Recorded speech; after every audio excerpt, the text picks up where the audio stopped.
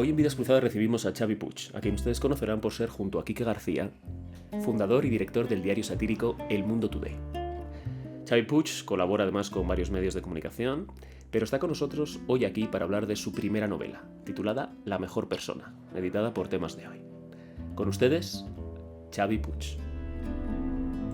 Xavi Puig, bienvenido. Muchas gracias. Es un placer tenerte con nosotros, poner rostro a uno de los creadores de una web que nos ha hecho pasar muy buenos momentos a muchos españoles, ¿no? Creo que puedo darte las gracias en nombre de muchos de ellos. Gracias. Antes de entrar en eso y entrar en la novela que acabas de publicar, La mejor persona, quería que nos contaras un poco sobre ti, de dónde vienes, de dónde sales. Bueno, yo hace 16 años que vivo en Madrid, pero soy de Barcelona. Estudié filosofía en la Universidad de Barcelona y luego estudié comunicación audiovisual. Esto es un poco el currículum. Hice también un máster luego de dirección y producción de cine y tele, y este es todo mi currículum académico.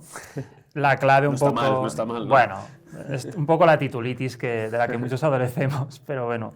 La clave un poco de mi desarrollo profesional está en el hecho de que estudiando filosofía conocí a un chaval que iba a mi clase, que se llama Quique García, y fue un enamoramiento mutuo, y ya empezamos como a pensar, a crear cosas, digamos, a ejercer un poco esa labor creativa, aparte de que éramos estudiantes muy aplicados y compartíamos un poco los mismos intereses. Ahora, antes de seguir por ahí, Sí. ya estamos en la facultad donde conoces a Quique. Sí. Cuéntame por qué estudias filosofía. Mira, yo creo que estudié filosofía porque se me daba bien en el instituto.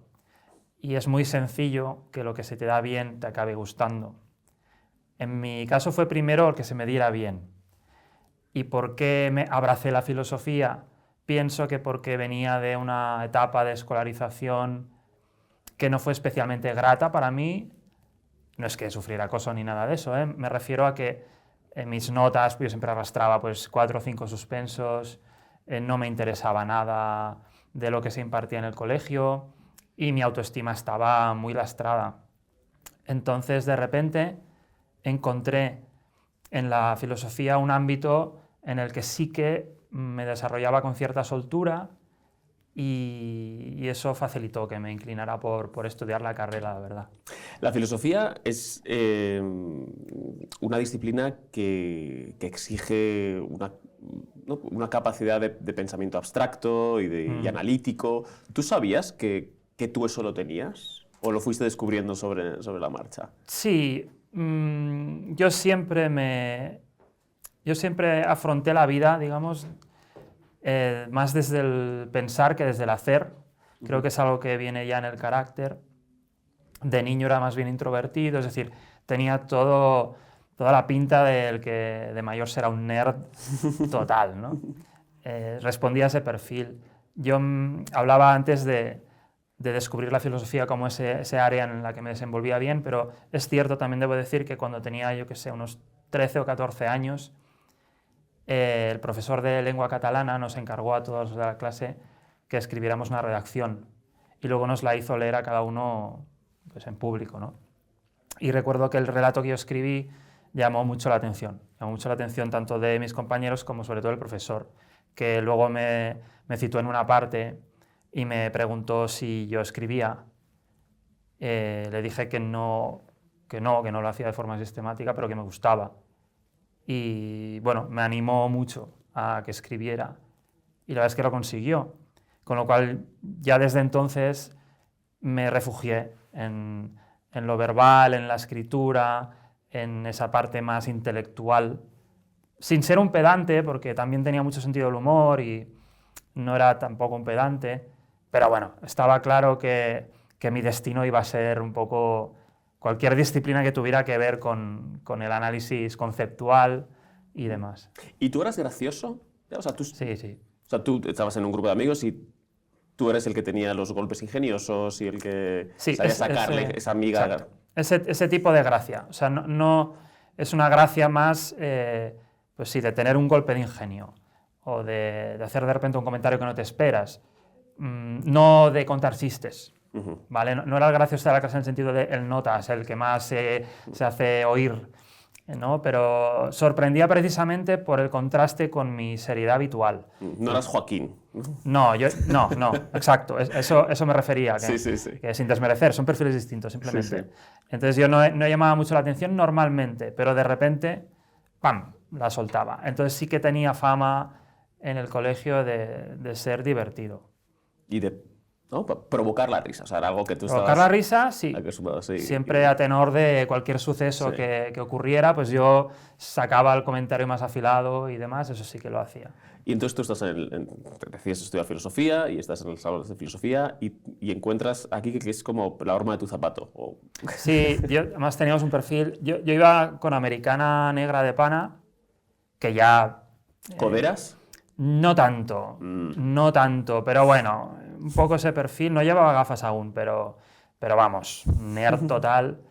Quique, en cambio, iba siempre con camisa, pero con un pelo que llamaba mucho la atención, aún tiene ese pelo, de hecho, y siempre se sentaba en primera fila, y ni él ni yo hablábamos mucho, no es que preguntáramos mucho en clase ni nada de eso, pero intercambiamos algunas palabras entre clase y clase.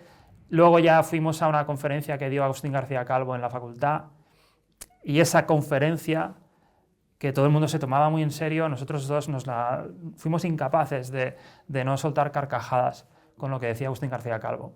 Esa es la verdad. Y ahí vimos que teníamos una misma forma de reaccionar ante determinadas propuestas filosóficas. Luego, pues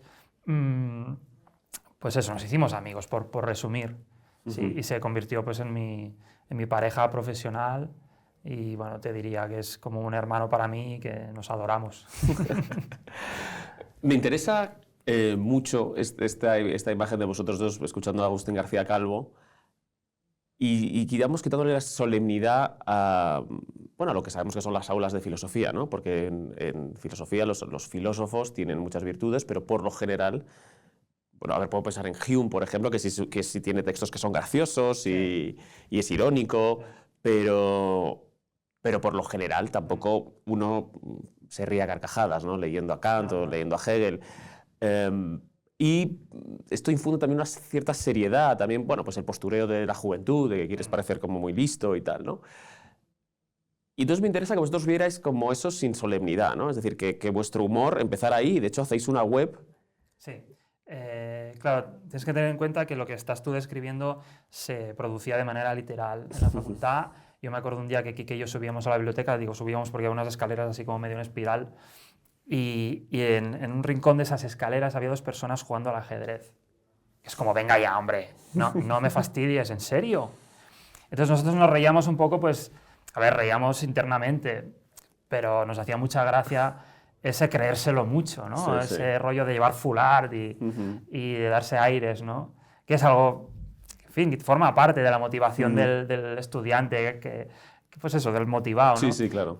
Nosotros, en cambio, sí rehuíamos la solemnidad porque no éramos incapaces de tomárnosla en serio. Sin embargo, nos interesaba mucho la filosofía. Éramos muy estudiosos. Cuando creamos la página web spongiforme.com, que es la que mencionabas... que sigue activa, lo digo aquí. Sigue activa para quien quiera ver lo que hacíamos entonces. Se vendía como una revista electrónica de filosofía o algo así, ese era el claim. Y básicamente lo que hacíamos era reírnos de la solemnidad de la filosofía, pero ojo, porque no dejábamos de hablar de filosofía. Había un curso, por ejemplo, de estoicismo impartido por Paris Hilton, que en aquel momento Paris Hilton era un personaje del que se hablaba mucho. Y tú leías... Era como la Kardashian de entonces, ¿no? Era, ese efectivamente. perfil, ¿no? Entonces tú leías el curso de estoicismo de Paris Hilton y te quedabas con algunas nociones de estoicismo realmente, ¿no? Luego había un diccionario de filosofía que se suponía que había redactado una de las mujeres de la limpieza de la facultad, que era también muy crítico, que, en fin, era de humor de ingenio, y luego había relatos también, y hasta llegamos a hacer entrevistas a los profesores, por supuesto desde un enfoque humorístico, y los que tenían una vis cómica, los que eran más humianos, en el carácter al menos, se prestaron, y me acuerdo, por ejemplo, de Enrique Lynch, que era un tipo que era muy serio, pero también tenía retranca. Y la magia de ese proyecto de Spongiforme era que firmábamos con seudónimo y nadie podía sospechar que Quique y yo éramos los autores, porque nosotros éramos realmente muy aplicados, no faltábamos a una sola clase, sacábamos matrículas de honor, nuestros apuntes eran impecables y claro, la gente asocia el humor pues al gamberrismo, ¿no? Y no tanto a un perfil como el nuestro. Sí, lo aplicado, ¿no? Sí, nosotros llegamos a vernos en la situación de estar haciendo cola en la cafetería y tener delante un profesor pues, de metafísica o comentando, ¿y estos tíos de Spongiforme quiénes serán? Porque había algunos que hasta se cabreaban. Yo me acuerdo que había García de la Mora, que era un profesor de teoría del conocimiento, estaba obsesionado con que nosotros teníamos que tener un apoyo financiero detrás. Lo pensaba porque la página web, claro, no mucha gente entonces era capaz de hacer páginas web, digamos, salvo que se dedicara a la programación. Y Quique, que es el más ducho en esos temas, pues bueno, ya empezamos a usar el front page y el Photoshop, y la web pues tenía una pinta pues un poco por encima de una web de aficionados. Entonces este hombre estaba obsesionado con...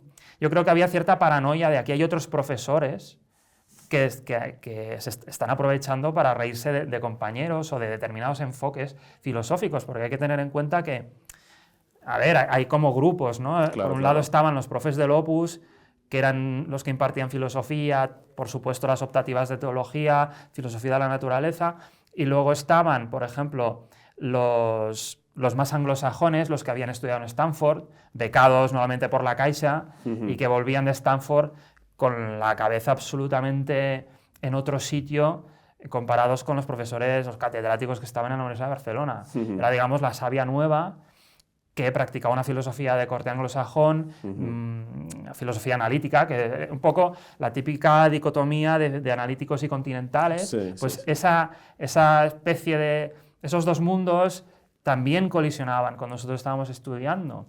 Y como estudiante tú, de repente ibas a una clase de metafísica donde estudiabas a Santo Tomás y a la hora siguiente tenías, pues, estudiabas a Frege, ¿no? Filosofía del lenguaje, y una cosa pues parecía que no tenía nada que ver, al menos la manera de enfocarlo.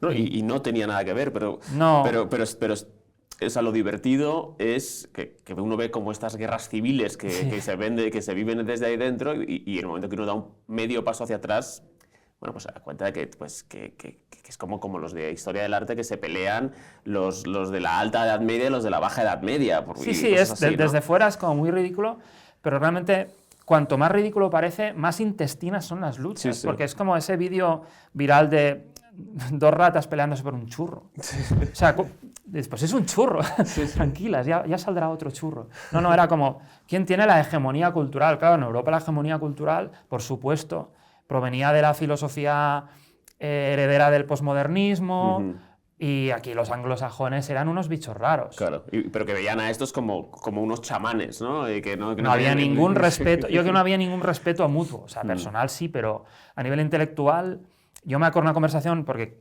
ya desvelo que Quique y yo enseguida nos enamoramos de la filosofía analítica. No tanto del análisis conceptual como de la parte que estudiaba el conocimiento humano desde una perspectiva más biológica. Un poco una especie de neosociobiología sin el estigma de la sociobiología. Lo que ahora se llama, de hecho, ciencia cognitiva, que también engloba esos enfoques. Nosotros digamos que nos enamoramos de la parte de la ciencia cognitiva, y yo recuerdo una conversación con el que era nuestro mentor, Manuel Campos. Nos citamos en su despacho, estábamos muy interesados, de hecho hicimos como un intento de seminario aparte para profundizar en algunos autores que nos interesaban y que en clase no había tiempo.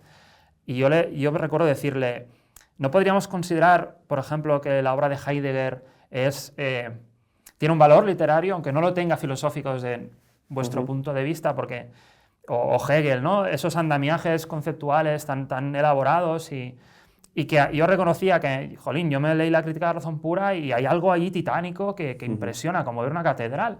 Y de repente esos anglosajones como lo despejaban de un plumazo con una soberbia que yo intentaba como... no conciliar, porque sabía que intelectualmente eran como mundos distintos, pero ostras, como intentar que ese hombre viera que algún valor tenía que tener aquello. Y nada. No hubo forma. No, que ni de coña, que Nietzsche era un farsante y un jeta, que no tenían absolutamente ningún valor filosófico. Es algo que yo podría defender ahora también, o sea, creo que tenía razón, pero por ejemplo yo nunca cuestionaría el valor literario de Nietzsche, porque yo disfruté como un enano leyendo a Nietzsche, como tantos otros, y es una cosa que te quedas flipado cuando le lees. Y creo que eso no se le puede quitar valor a eso. Y tampoco, o sea, me parece que hay que tener mucha soberbia para ser tan condescendiente con autores que tienen un peso tan capital en la cultura, ¿no? Pero bueno, si me preguntas de qué pie cojeó, Quique y yo, de hecho, estamos muy alejados de eso. Entonces tomamos partido, digamos, por los anglosajones. Y desde el punto de vista del humor, claro, esto... pues uno piensa en Woody Allen, ¿no? Pues este humor intelectual, porque claro, para reírse de Bergman, pues tiene que haber visto Bergman, o para reírse de Flaubert, o para hacer bromas sobre el psicoanálisis, ¿no? ¿Vosotros os mirabais en este tipo de personajes, pues, que es humor de ironía, pero con una carga importante de cultura? Claro, te identificabas totalmente. O sea, yo creo que el cuento sin plumas de Woody Allen es como... vamos, la Biblia de cualquier humorista, o sea, todos hemos pasado por allí, o el Flying Circus, que también tenía muchas referencias, había mucha burla de lo intelectual, pero desde el respeto, claro, desde una admiración. Al final hay un tipo de humor que no deja de ser una declaración de amor al objeto de la burla o del chiste, ¿no? Y nosotros, sin duda, hemos practicado eso. Cuando nosotros hacíamos chistes de nuestros profesores de filosofía, y daba igual que fueran de nuestra cuerda o no, lo que había era realmente una admiración, porque para eso estábamos allí estudiando. O sea, de hecho, Quique quería ser profesor, porque era la profesión que a él le llamaba la atención. ¿Tú no tuviste tentación de hacer carrera académica? ¿Te inclinaste rápido Hubo hacia un momento, la comunicación? yo nunca. O sea, yo tenía claro que después de filosofía quería estudiar comunicación audiovisual porque yo quería ser guionista y quería escribir, pero sabía que si no estudiaba antes filosofía no lo iba a hacer después. Y fue como una especie de capricho que tuve la suerte de poderme permitir. La carrera era barata, relativamente, comparada con otras, y bueno, pues dije, hagamos esto que me apetece, y también por lo que te comentaba al principio, yo estaba muy necesitado de un ámbito en el que pudiera sobresalir, al menos académicamente. Pero no, yo no quería ser profesor para nada, pero es verdad que cuando estaba en el cuarto curso, ya muy metido en lo de la filosofía analítica, tuve un profesor que me medio tentó para que fuera a Nueva York, a la Universidad de Nueva York, a hacer un doctorado y a estudiar ya con vistas a dedicarme a lo académico, porque él creía que se me daba muy bien.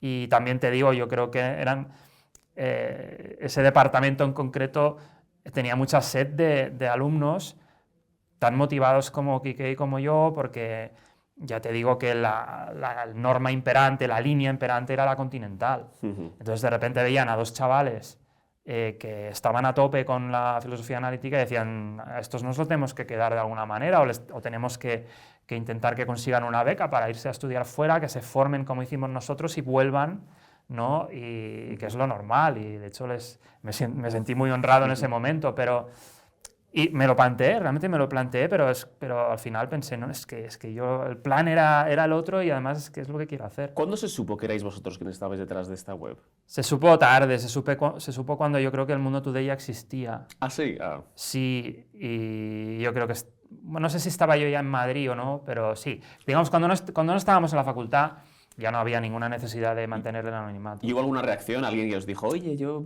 A ver, tampoco hubo un anuncio.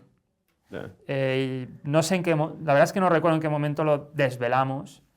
Yo creo que de hecho fue en una entrevista sobre el Mundo Today que dijimos que teníamos una web antes, y también dijimos que éramos estudiantes de la UB de filosofía. Entonces hubo mucha gente de filosofía que ató cabos, claro, lógicamente, y fue allí cuando se enteró. No serían los posmos, serían los analíticos los que ataron cabos, ¿no? Los posmos te No, harían una teoría de la conspiración. No, pobrecitos, no. Dialéctica. De hecho, la mayoría de seguidores de Smokiforme eran más fans de los analíticos que de los continentales. Claro. Nosotros también nos reíamos de los continentales, le damos un poco a todo, ojo, pero sí, y era muy bonito. Y sigue siéndolo, porque a veces aún hay gente que se entera de que somos los mismos, y es muy bonito. porque esa gente, la gente que nos seguía desde Spongiforme, es como que nos conoce muy bien, ha visto toda nuestra evolución. Sí, yo es que os imagino y os veo como a Larry Page y al otro que no me acuerdo cómo se llama, los de Google, ¿no? Como que se encuentran, ¿eh? Como las historias que ves, no, estos se conocieron en Stanford, o se conocieron en Harvard, y entonces montaron, tal, entonces es como... Bueno, no, te diré que no empezamos en un garaje, pero sí, Quique formaba parte de una asociación de estudios nietzscheanos. Realmente, es verdad que Quique era muy fan de Nietzsche, sobre todo al principio, pero luego le fue interesando Darwin, también un poco por ese viraje, ¿no?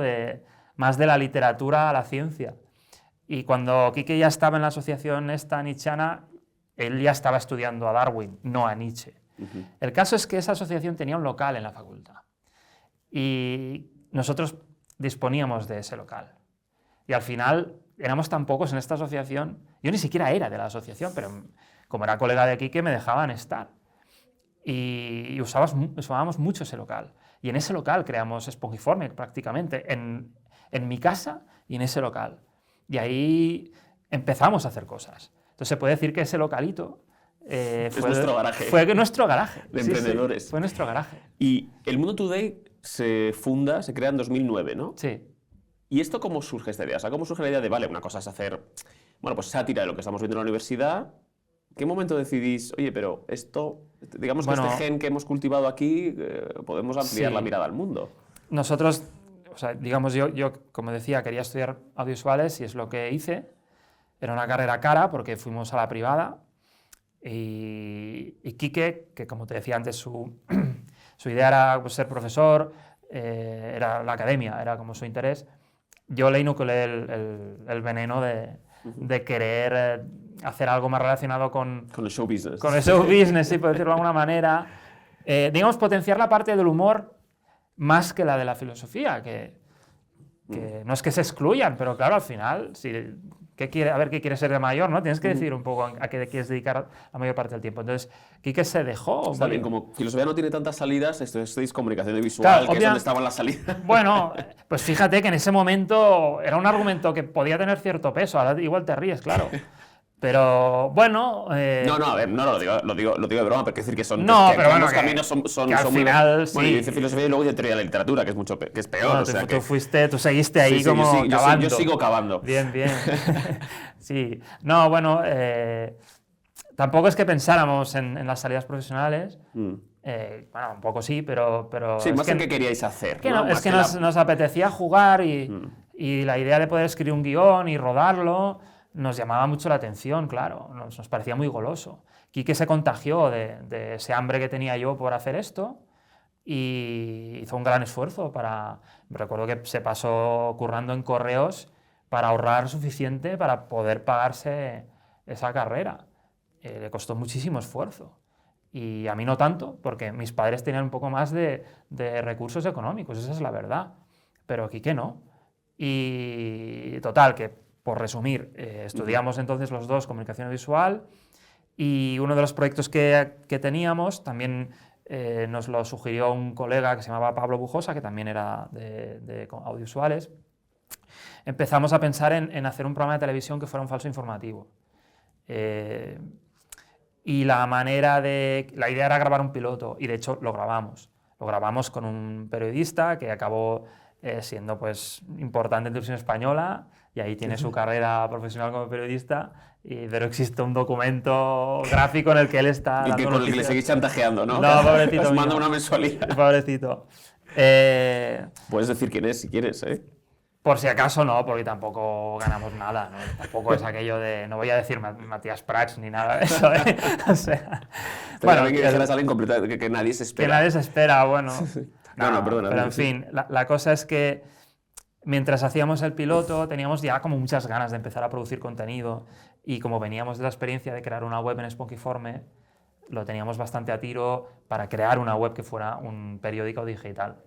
Y lo que ocurrió es que la web enseguida cogió tracción y fue la página web lo que atrajo luego a algunas productoras que se interesaron por hacer un falso informativo. Es como, exacto, eso es lo que queríamos hacer, pero hemos empezado por la web y al final la web se convirtió en el buque insignia, lo sigue siendo y hasta aquí hemos llegado, digamos. El Mundo Today entiendo que no sería rentable durante mucho tiempo, ¿no? Es decir, que sería algo en lo que estabais trabajando Sí. mientras os ganabais la vida de otra forma, ¿no? Es cierto que enseguida empezamos a hacer brand content. No pasó mucho tiempo. Es verdad que no es que dejáramos nuestros trabajos para ir a hacer esto, porque obviamente no sabíamos qué rentabilidad íbamos a conseguir. Es verdad que teníamos la ambición de que fuera sostenible económicamente. O sea, no era Spongiform, era un juego, era un capricho. El Mundo Today ya tenía una vocación comercial clarísima. Pero, jolín, enseguida ya pudimos más o menos defendernos con lo que nos salía, con las colaboraciones. En 2010 ya empezábamos a hacer radio. O sea que tardamos poco. Yo me acuerdo, a veces me sorprendo cuando veo que el primer libro que sacamos es de 2011 y era una antología.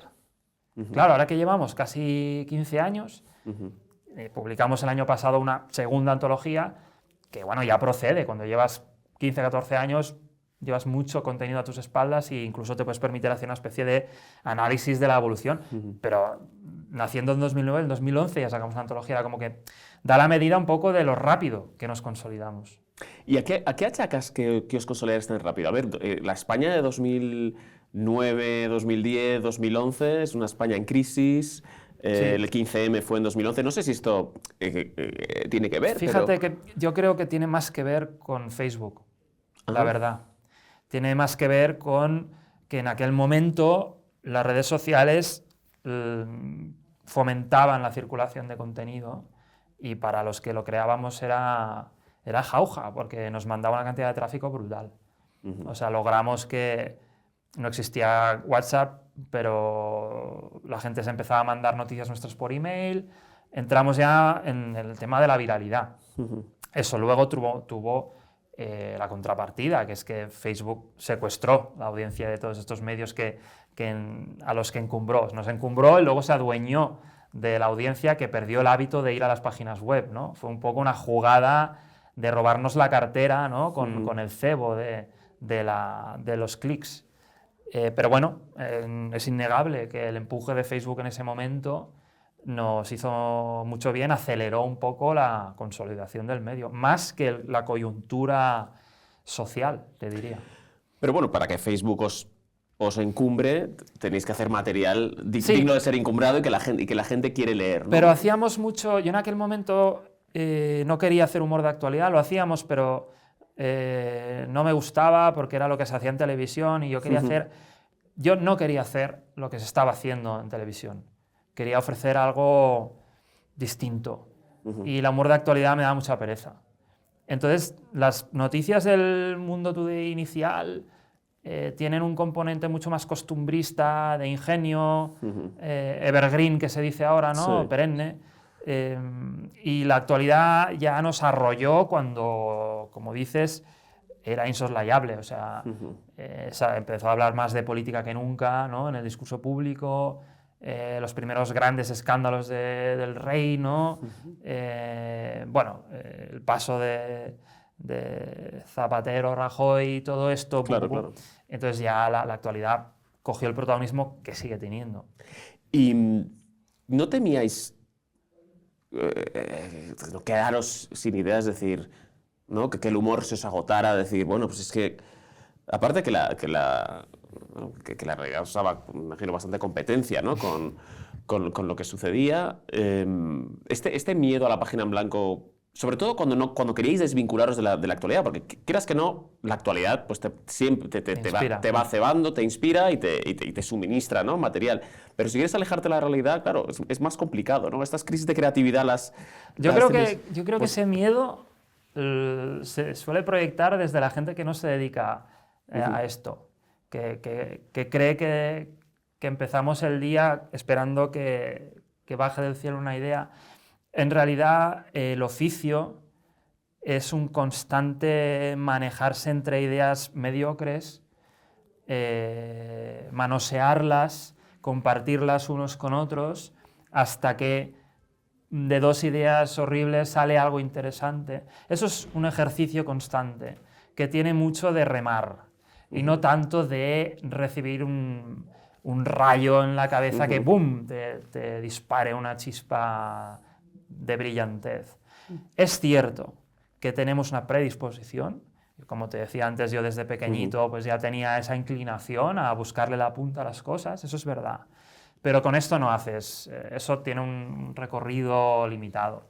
Para sacar cada día, yo siempre digo, mi trabajo es tener 3 buenas ideas al día. No es poca cosa, pero ¿cómo se consigue? Pues eso, no dejar de trabajar con ocurrencias sin esperar a que sean buenas, simplemente ponerlas sobre la mesa, relacionar unas ideas con otras. Es un trabajo mental de estar jugando todo el rato. Tiene mucho de juego, pero hay que jugar todo el rato. Y a ver, ese jugar todo el rato no siempre es gozoso. Es un oficio y a veces a uno le apetece más y a veces menos. Y yo a veces acabo con la cabeza como un bombo porque no paro de darle a la cabeza. Entonces, no hay página en blanco porque nosotros trabajamos siempre con un bloc de notas mugriento, lleno de anotaciones, y ese bloc es perpetuo. Está siempre manchado, siempre. ¿Os ha dado algún problema, alguna noticia que hayáis publicado?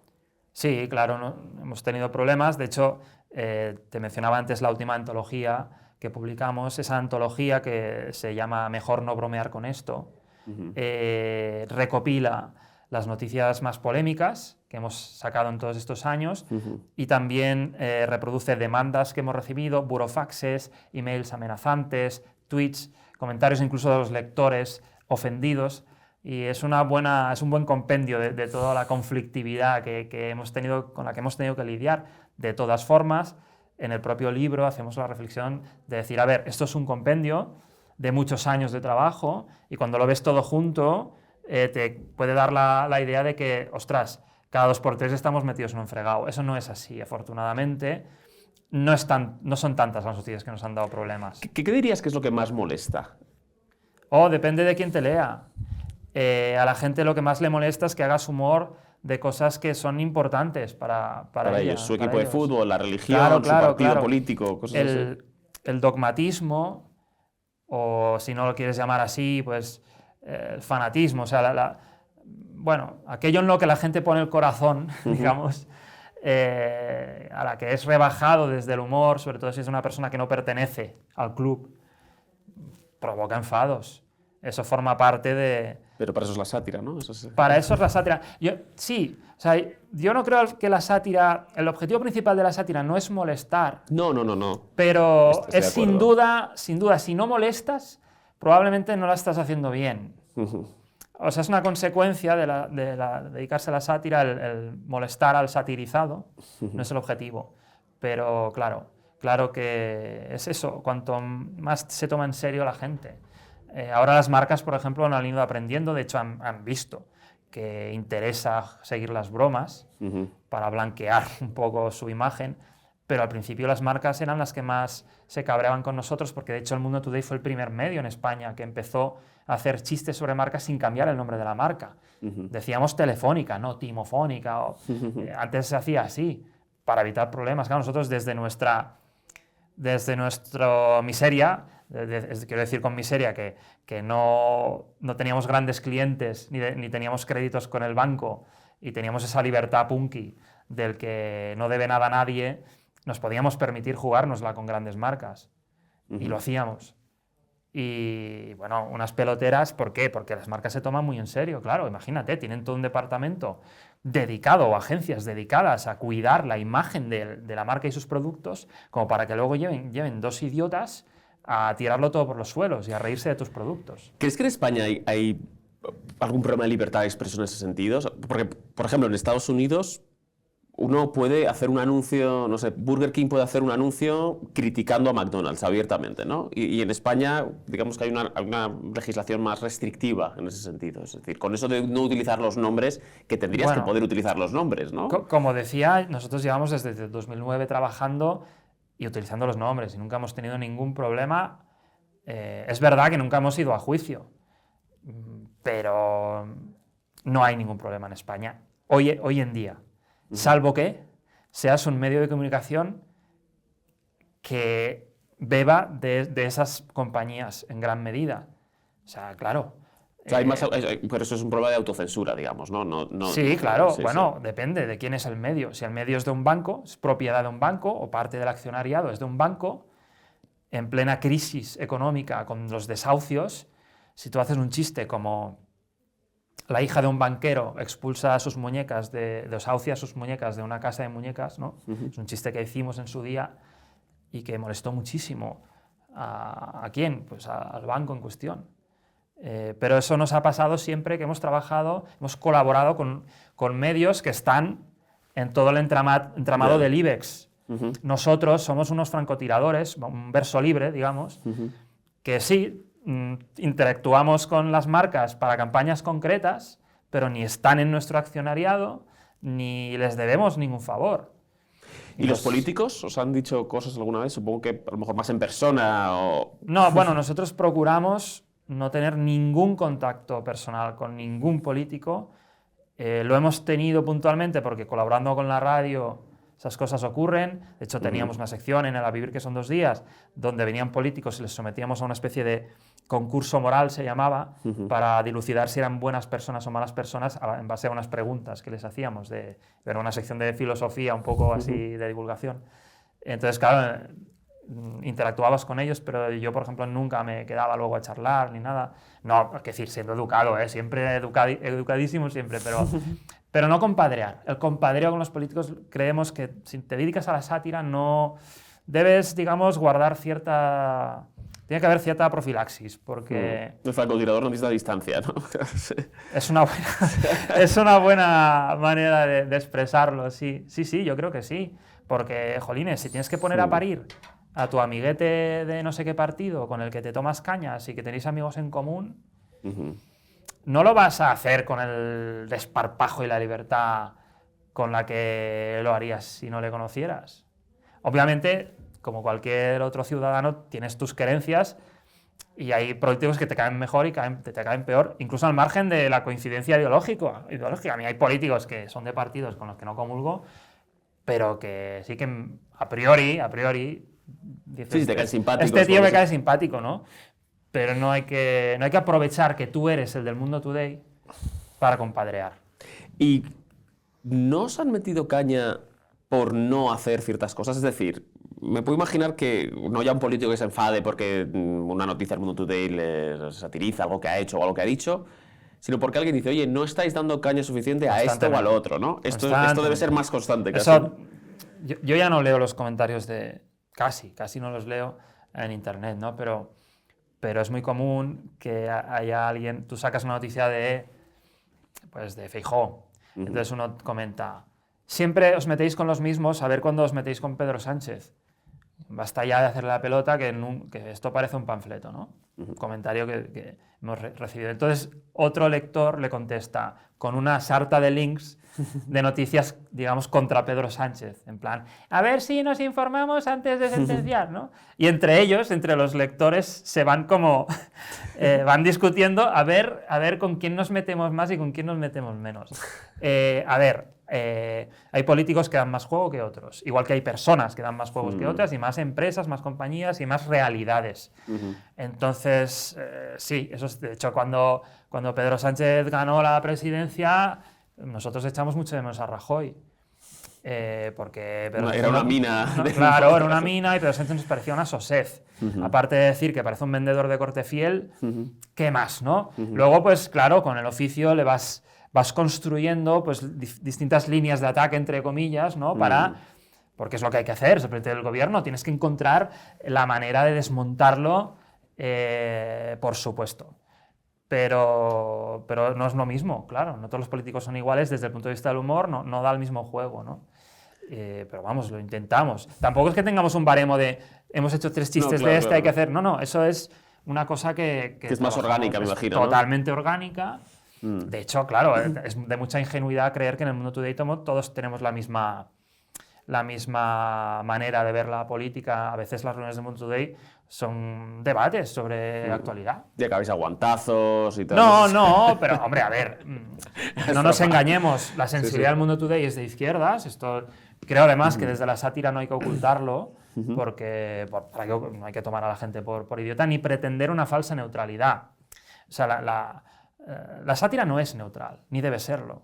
Nosotros no estamos aquí para darle un poquito y un poquito al otro. Nosotros estamos aquí para desgranar la actualidad, los aspectos que nos solivianten o que creamos que hay que caricaturizar, satirizar, denunciar, vengan de donde vengan, pero no hay que buscar ningún equilibrio. Tú tienes tu línea editorial y ya está, no hay ningún problema, es legítimo y es necesario. Pero claro, dentro de un marco amplio, sensibilidad, podría decirse, de izquierdas, con todos los matices que eso permite, pues sí, hay debate, pero interesantísimo por otra parte.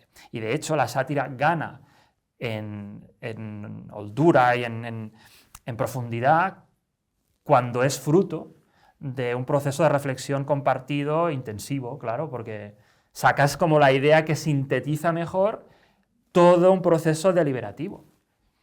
¿Crees que le falta un poco de sentido del humor a la izquierda actual?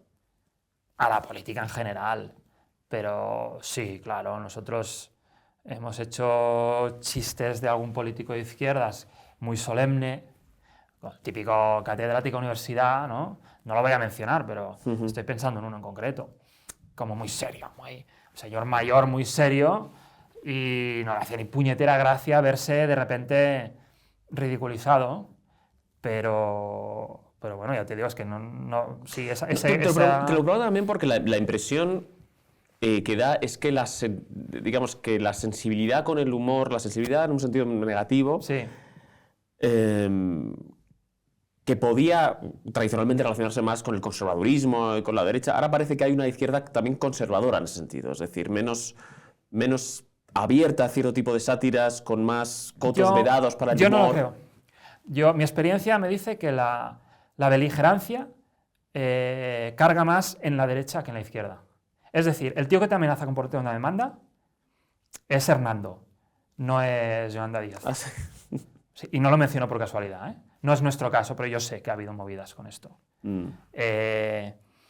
Llamaditas al intermedio de algún político, los habrá de izquierdas y de derechas, seguro. No, pero no beligerancia, sino de la sensibilidad de la gente. Beligerancia de la gente, no de los políticos, sí, sino de la gente, sí. No, ahí se cabrea todo el mundo por igual. No hay.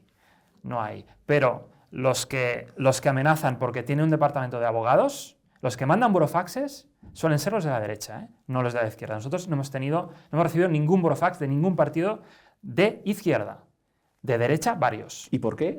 ¿Esto lo achacas simplemente a la Hombre, porque tienen el poder más recursos. ¿Tú sabes lo que vale? Contratar a un abogado que estudie el caso, que te diga si es viable, poner una demanda, el procurador, el notario, lo que sea, eso vale dinero. Y ellos lo dedican. ¿Por qué? Porque tienen dinero. El uso del entramado judicial, digamos, para callar bocas, eso se practica constantemente, especialmente con perfiles como los nuestros, que ellos saben perfectamente que no tenemos grupos mediáticos detrás apoyándonos. O sea, nosotros igual colaboramos en la SER, pero la SER no es propietaria del Mundo Today, ni te va a salvar el culo, ni te va a pagar un abogado, nunca. Lógicamente, claro, porque no es la empresa, no eres propiedad de ellos, ¿no? Entonces saben que somos dos tíos y que de repente nos plantan una demanda y a nosotros gastarnos 4.000, 8.000 euros para responder a una demanda que te han puesto. ¿Y eso os ha sucedido? Por supuesto que nos ha sucedido. Sí. Vale, o sea, no habéis llegado a juicio, como decías, pero habéis tenido que No, pero hemos pelearos. palmado dinero. Y eso siempre ha venido de la derecha. Siempre ha venido de la derecha. Que haya sensibilidades en la izquierda con el humor, todo lo solemne, lo hablábamos antes. Sí. La solemnidad está en todos los ámbitos de la vida, en todos los estamentos de la sociedad, especialmente los que ostentan poder. Y poder tiene la izquierda y poder tiene la derecha, y las marcas comerciales, los bancos y la Casa Real. Entonces, allí hay una necesidad de defender la reputación y hay medios para hacerlo. Nos hemos enfrascado a hablar de esto. Bueno, es interesante. Y no hemos hablado de tu novela, que es la excusa por la que te... Que no tiene nada que ver con esto que estamos hablando. No, y lo primero que te quería preguntar, porque hay una cosa que llevo rumiando desde que hemos empezado a hablar, de tu trabajo en el Mundo Today frente a tu trabajo como escritor de la novela, que es la soledad. Es decir, todo lo que has descrito, si no, y no me reunía yo con Quique y esto, y luego nos reunimos y hablamos, hay un debate y es una cosa colaborativa y tal. Claro, esta manera de trabajar es completamente distinta, lo de enfrentarte a tu novela. Y bien. Sí, de hecho, yo porque escribo una novela, pues en primer lugar porque sentía que necesitaba enfrentarme a un proceso de desarrollo largo.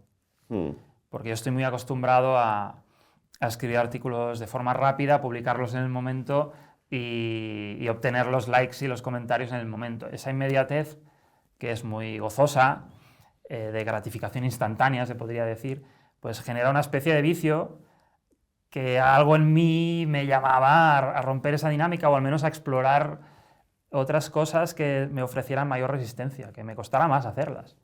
Y del fruto de esta inquietud nace la novela, que por supuesto viene de un proceso, implica un proceso de autoexamen y de soledad, que en mi caso ha sido muy interesante y se podría decir que ya está transformador. O sea, a mí esta novela ha tenido implicaciones en mi vida, ha tenido implicaciones en mi relación con mi entorno, con mis amigos y con mi familia. ¿Por qué? Pues porque en ella, aunque no tiene nada, es ficción pura y dura y no hay ningún aspecto literalmente reconocible de mi vida, yo he volcado en ella muchas cosas de mí, cosas de las que nunca había hablado antes. Y efectivamente, pues cuando tú compartes eso por primera vez, eso tiene un efecto en la gente que te conoce bien, que lee la novela y que es capaz de, que te dice, ostras, Xavi, ¿qué has hecho aquí? ¿No? Qué fuerte, o sea, te he oído decir cosas que nunca antes, ¿no? ¿Y eso te ha provocado pudor? O sea, ¿eras pudoroso con esto? La verdad es que, como se ha producido de manera tan visceral, no era algo que yo planeara, no es aquello de voy a ponerme a escribir de al fin voy a hablar de todo lo que me llevo tiempo callando, no ha sido ese el proceso, yo empecé de manera, pues eso, muy visceral, y luego al terminarla me di cuenta de lo que había hecho, de las cosas que habían emergido en el proceso, entonces no tuve tiempo de pensarlo mucho, entonces lo hice sin pensar mucho, y luego no fue pudor porque el cariño fue instantáneo, o sea, el reconocimiento fue instantáneo. Me pasó muchas veces, bueno, me pasó más veces de las que yo pensaba, que amigos míos me dijeron, podríamos quedar para comer, necesito hablar de lo que has escrito, ¿no? Y no, pudor no, de hecho, una vez abrí las puertas pues eso, de mi expresión personal y de cosas que yo pensaba que había sentido, que había sufrido, ya decidí no cerrarlas y cuando tú te abres más a la gente que te conoce, la amistad llega a niveles más profundos. O sea, que no hubieras... Porque García Márquez decía esto de yo escribo para mí mismo y para la gente que no me conoce, ¿no? Es decir, lo que más rehuía es que le leyeran justamente sus familiares, sus amigos y tal. O sea, pero para ti esto ha sido la parte más gratificante de la experiencia, por lo que dices, ¿no? Es decir, el hecho de que te leyeran... Yo siempre escribo para la gente que me conoce. Cuando se me ocurre algo, cuando estoy escribiendo algo, muchas veces aparecen como espectros personas a las que conozco y que sé que eso que estoy diciendo en ese momento le resonará. Yo cuando terminé la novela sabía perfectamente a quién le iba a encantar de mis amigos. Los tengo muy presentes. Es como mi foro, ¿no? Es como... Luego ya, si todo eso llega a desconocidos y eso ya es el objetivo en realidad, ¿no? Es llegar al mayor número de gente posible, pero no desde una perspectiva de mercadotecnia, sino de expresión personal. Eso es el ejercicio de comunicación que es el arte, la literatura, ¿no? Pero en primer lugar yo necesito llegar a la gente con la que convivo, porque es con ellos, es a ellos a los que me dirijo y que quiero que me conozcan más. Los que nos escuchen estarán diciendo, bueno, a ver, este tío que escribe esas noticias en El Mundo Today, ¿cómo puede ser que este libro haya sido una experiencia, pues, bueno, un poco catárquica, íntima, personal? Y bueno, lo primero que han de saber es que la voz que habla en este libro no tiene nada que ver con la voz que habla en El Mundo Today. Es decir, esto es un relato muy distinto. Sí, es en primera persona y esa persona es un individuo peculiar que tiene muchas dificultades para relacionarse con los demás, para integrarse en la sociedad, es un tipo pues, un poco roto. Su manera de expresarse es particular. Para ser una primera novela, yo como autor tengo 0 oportunidades de lucimiento. Es decir, mi escritura, digamos, no se manifiesta. O sea, lo único en lo que me puedo lucir es en el oído y la capacidad de mimetizar la manera de expresarse que tendría una persona así, como la que yo he configurado, ¿no? Esa capacidad de disfrazarme de otra persona. Esa habilidad sí que puedo lucirla. Pero más allá de eso, yo no escribo como esa persona. Con lo cual, el que lea esa novela leerá al personaje, no me leerá a mí, salvo la gente que sepa profundizar qué hay detrás de la construcción de un personaje así, cuáles son los temas que entran en juego y por qué a Xavi los trata con tanta visceralidad, ¿no? La voz de este personaje se puede intuir en un cuento que está disponible online, que yo recomiendo a todo el mundo que lo lea. Es un cuento corto que se llama Amiga Famosa, ¿no? Sí. Está en la web Ratas Chillonas, ¿es? Ratachillona.com, Ratachillona.com. que es un proyecto de mi compañero Quique García, precisamente.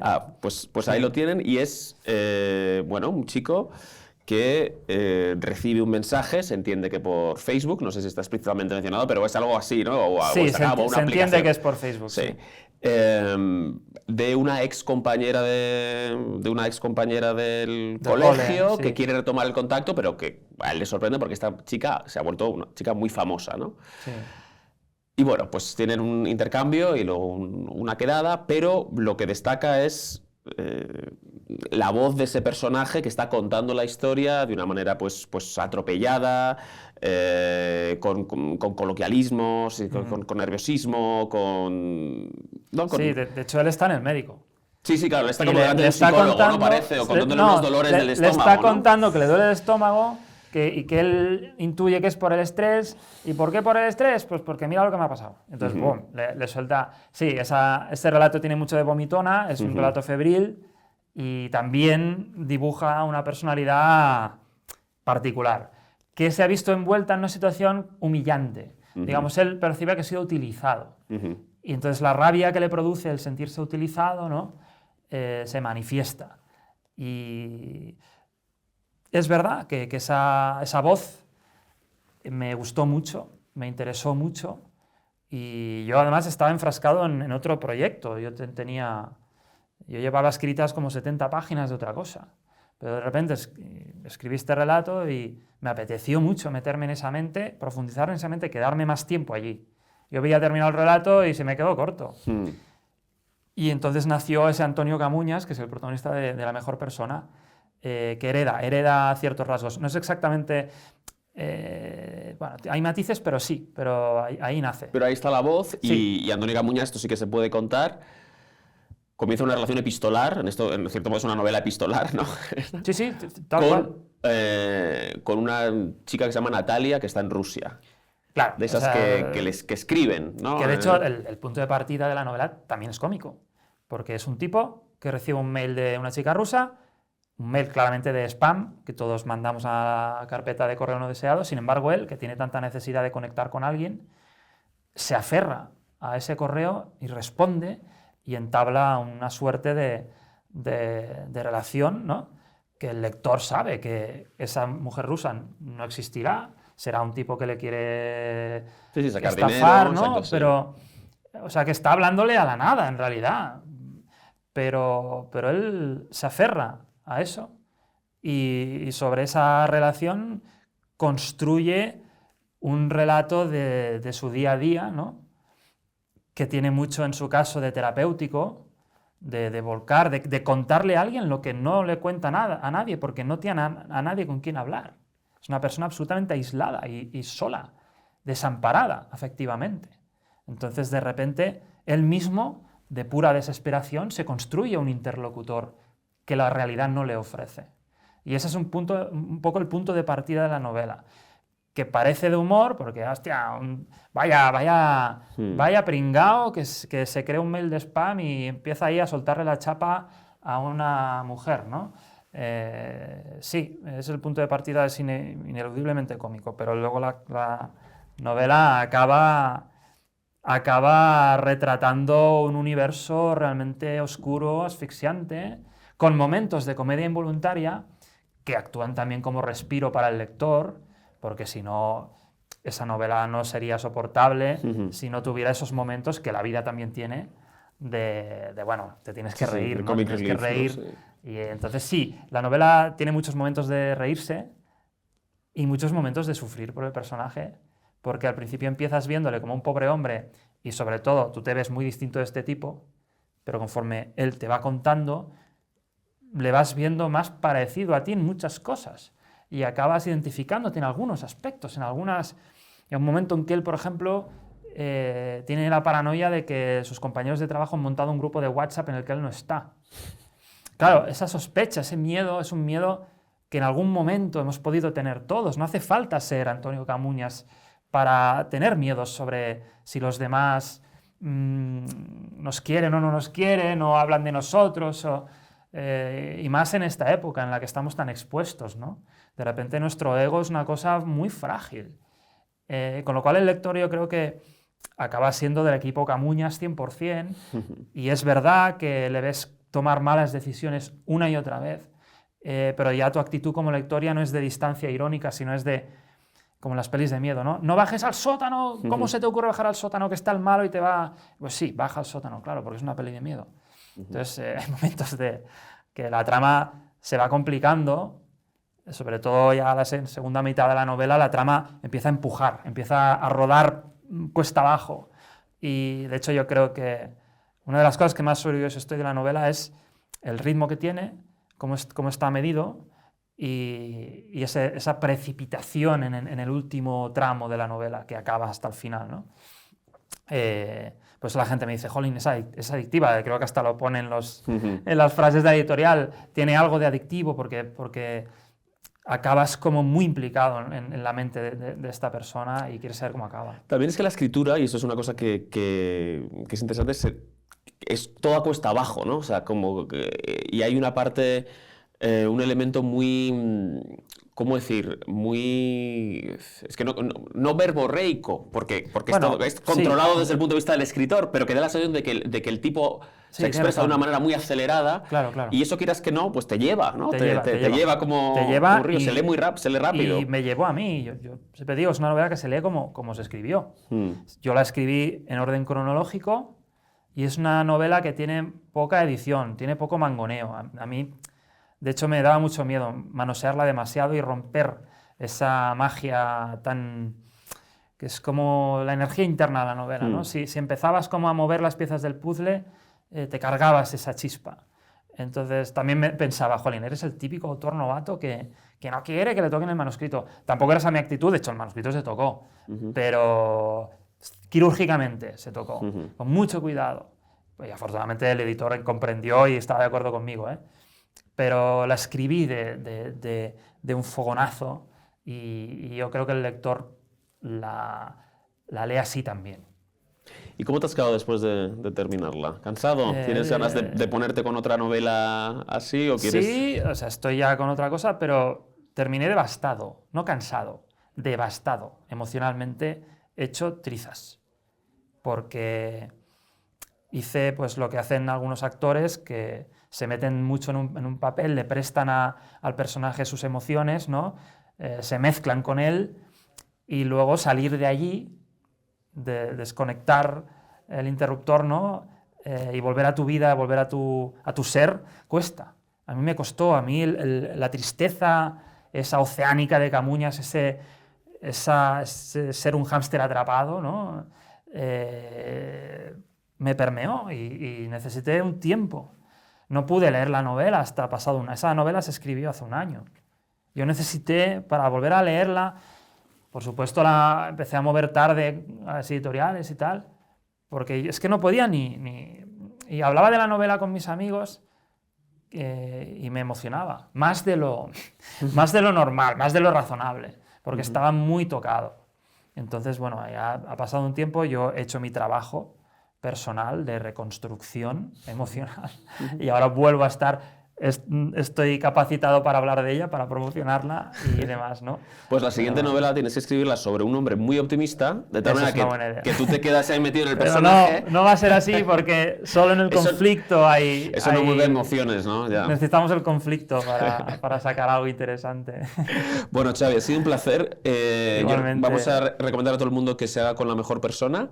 Y para terminar te pregunto, o te pido más bien, que nos recomiendes a alguien para traer aquí. Bueno, sería muy interesante que trajerais a Alberto González, a querido Antonio.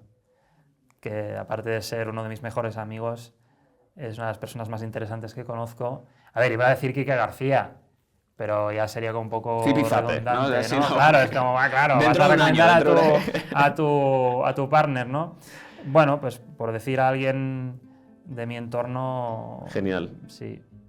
Pues tomamos nota. Muchísimas gracias. A vosotros.